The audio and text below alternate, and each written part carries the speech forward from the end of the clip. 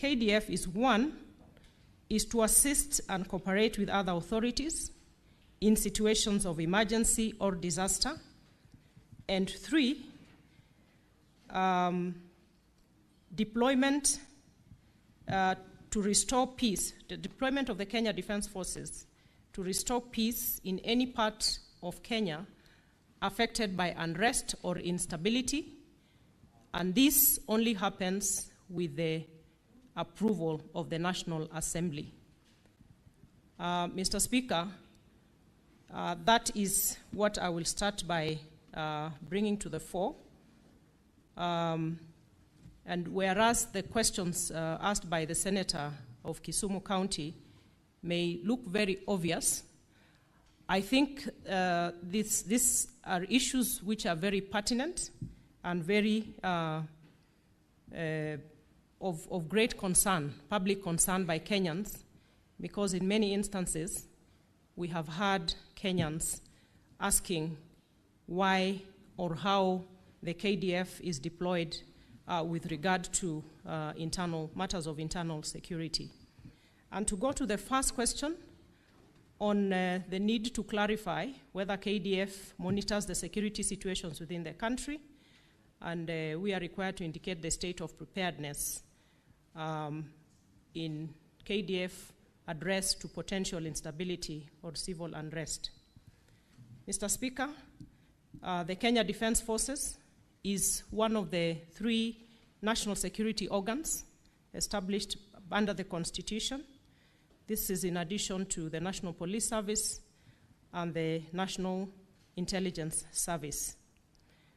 And our Constitution does define national security to include the protection against internal and external threats to Kenya's territorial integrity and sovereignty, its people, their rights, freedoms, property, peace, stability, and prosperity, as well as other national interests.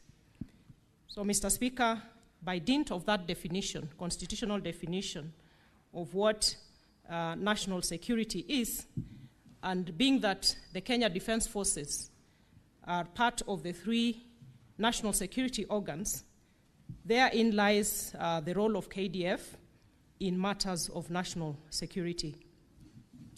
And whereas the primary responsibility for internal security does lie with other specialized agencies, and these are the National Police Service and the National Intelligence Service, where internal threats to the territorial integrity and sovereignty of Kenya arise, the Constitution then makes provision for instances when KDF may be deployed internally. And it therefore follows that for KDF to be effective or to effectively discharge this mandate of involvement in internal security matters, it must retain situational awareness and on internal security issues at all times. And due to the fact that KDF will mainly work in support of other agencies with regard to internal security matters, the force then has to closely collaborate and regularly exchange information with the relevant agencies.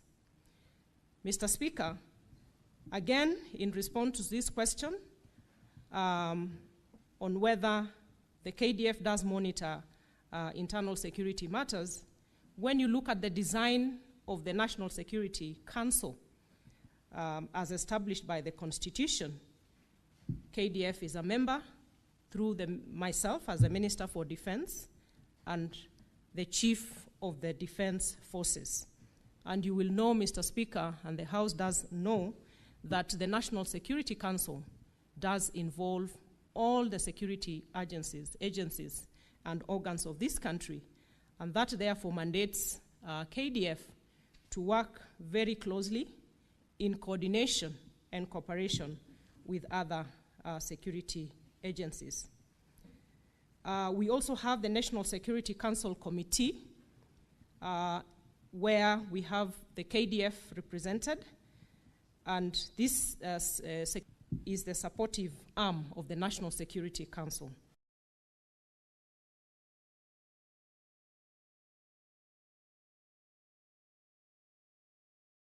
Mr. Speaker, it follows that because of the involvement of